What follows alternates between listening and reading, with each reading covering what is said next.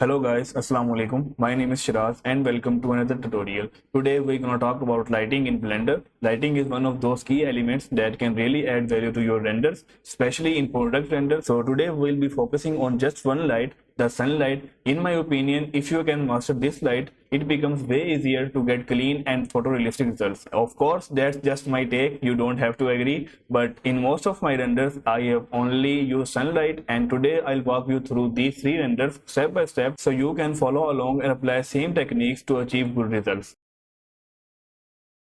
So I modeled this jar for one of my clients, and we have one sunlight here, our first and main light, which illuminates the environment of our scene. Also, I changed its rotation according to my product, and you guys can see the strength and angle of this light. Also, I changed its angle from 10 degree to 120 degree, which is almost near to 180 degree. So why I changed its angle? Let's figure it out. Change it to 10 degree. As you guys can see, the light is very sharp and the product itself is looking weird. So that's why we increase the angle of this light to 120 degree. As you guys can go for higher value, you can get soft shadows and soft light on your product. Next, we have another sunlight which is responsible for these harsh shadows. Also, I changed its rotation according to my product and angle according to these shadows. So if we increase the angle of this sunlight, we can't be able to get the desired result which we are looking for. So this is a combination of two sunlights which you have to adjust according to your need and according to your product. Also, I added these two area lights to lighten the color of my label, which is the requirement of my client. So this is the final result.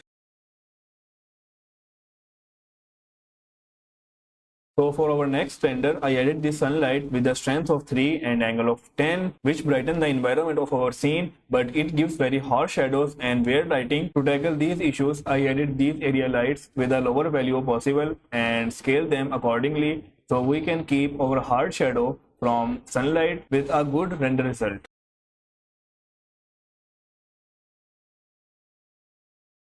So for our next scene, I added this sunlight with the higher angle value which illuminates the environment and rotate it according to my product because I want this shadow on my products to look realistic, and I added one more sunlight to brighten up the environment with the lower angle value so we can keep our shadows and get a good result.